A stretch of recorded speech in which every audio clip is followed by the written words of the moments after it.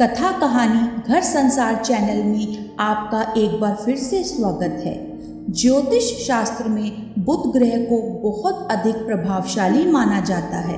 कहते हैं कि बुध ग्रह से मनुष्य की बुद्धि, मस्तिष्क, त्वचा तो प्रभावित होती ही है, साथ ही इसकी वजह से कैरियर भी प्रभावित होता है। कहते हैं जिन लोगों की कुंडली में उनका बुध ग्रह मजबूत होता है, उन्हें वाणिज्य, गणित, बैंकिंग और व्यवसाय में आसानी से कामयाबी हासिल हो जाती है। आप लोगों ने यह महसूस किया होगा कि कुछ लोगों के बाल और त्वचा बड़े कांतिवान एवं लालिमा लिए हुए होते हैं और कुछ लोगों की वाणी चुंबकीय प्रभाव छोड़ती है। मन करता है वो बोलते जाएं और हम सुनते जाएं। इसका सीधा सा अर्थ यह है कि ऐसे लोगों का बुध ग्रह काफी मजबूत स्थिति में होता है। बुध ग्रह को बल देने के लिए बुधवार का व्रत करना चाहिए और कथा सुनकर ही व्रत का पारण करना चाहिए। बुधवार का व्रत शुरू करने से पहले भगवान गणेश के साथ नवग्रहों की भी पूजा करनी चाहिए। बुधवार व्रत को शुक्ल पक्ष आने वाले पहले बुधवार से शुरू करना अति शुभ माना जाता है। आइए कथा का श्रवण करते हैं। समतापुर नगर में मधुसूदन नामक एक व्यक्ति रहता था। वह बहुत धनवान था। मधुसूदन का विवाह बलरामपुर नगर की सुंदर लड़की संगीता से हुआ था। एक बार मधुसूदन अपनी पत्नी को लेने बुधवार के दिन अपने ससुराल बलरामपुर गया। मधुसूदन ने पत्नी के माता पिता से संगीता को विदा कराने के लिए कहा।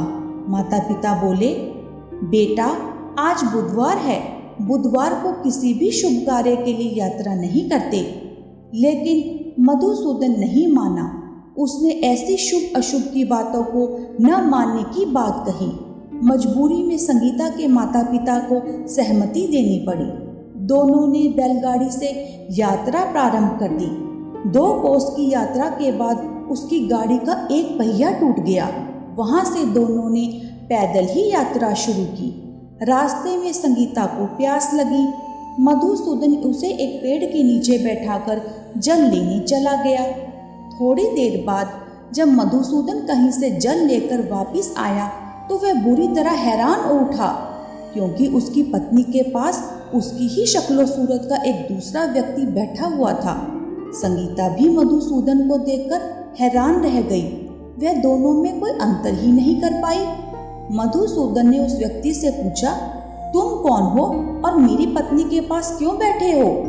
मधुसूदन की बात सुनकर उस व्यक्ति ने कहा, अरे भाई, ये मेरी पत्नी संगीता है। मैं अपनी पत्नी को ससुराल से विदा कराकर लाया हूँ। लेकिन तुम कौन हो जो मुझसे ऐसा प्रश्न कर रहे हो? मधुसूदन ने कहा, तुम अवश्य कोई चोर या ठग लगते हो। यह मेरी पत्नी संगीता है। मैं इसे पेड़ के नीचे बैठाकर जल लेने के लिए गया था।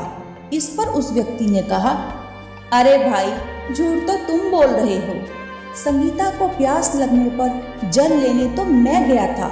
मैंने तो जल लाकर अपनी पत्नी को पिला भी दिया है। अब तुम चुपचाप यहाँ से चलते बनो, नहीं तो किसी सिपाही को बुलाकर तुम्हें पकड़वा दूंगा।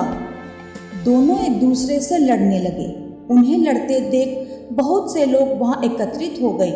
नगर के कुछ सिपाही भी वहां आ गए। सिपाही उन दोनों को पकड़कर राजा के पास ले गए। सारी कहानी सुनकर राजा भी कोई निर्णय नहीं कर पाया। संगीता भी उन दोनों में से अपने वास्तविक पति को नहीं पहचान पा रही थी। राजा ने दोनों को कारागार में डाल देने के लिए कहा। राजा के फैसले पर असली मधुसूदन भयभीत हो उठा। तभी आकाशवाणी हुई, मधुसूदन, तूने संगीता के माता पिता की बात नहीं मानी और बुधवार के दिन अपनी ससुराल से प्रस्थान किया। यह सब भगवान बुधदेव के प्रकोप से हो रहा है। मधुसूदन ने भगवान बुधदेव से प्रार्थना की, हे भगवान बुधदेव, मुझे क्षमा कर दीजिए। मुझसे बहुत बड़ी गलती हुई। भविष्य में अब कभी बुधवार के दिन यात्रा नहीं करूंगा और सदैव बुधवार को आपका व्रत किया करूंगा। मधुसूदन के प्रार्थना करने से भगवान बुधदेव ने उसे क्षमा कर दिया। तभी दूसरा व्यक्ति राजा के सामने से गायब हो गया। राजा और दूसरे लोग इस चमत्कार को देख हैरान हो गए। भगवान बुद्धदेव की इस अनुकंपा से राजा ने मधुसूदन और उसकी पत्नी को सम्मान पूर्वक विदा किया। कुछ दूर चलने पर रास्ते में उन्हें बैलगाड़ी भी मिल गई। बैलगाड़ी का टूटा हुआ पहिया भी जुड़ा हुआ था। दोनों उसमें बैठकर समतापुर की ओर चल दिए। मधुसूदन और उसकी पत्नी संगीता दोनों बुधवार को व्रत करते हुए आनंद पूर्वक जीवन यापन करने लगे। इस तरह भगवान बुद्धदेव की कृपा से उनके यहाँ खुशियाँ बरसने लगी। इस तरह जो स्त्री पुरुष विधिवत बुधवार का व्रत करके व्रत कथा सुनते हैं, उन्हें बुधवार के दिन यात्रा करने से कोई दोष नहीं लगता। भगवान बुद्धदेव उनके सभी कष्ट दूर करते हैं। कथा सुनने वाले और सुनाने वालों पर भगवान बुद्धदेव की असीम कृपा बरसे, यही प्रभु से मंगल प्रार्थना है। यदि आपको बुधवार व्रत कथा सुनकर दिव्यता और आनंद की अनुभूति हुई है तो कमेंट बॉक्स में जय बुद्धदेव भगवान अवश्य लिखें और सुख पाएं।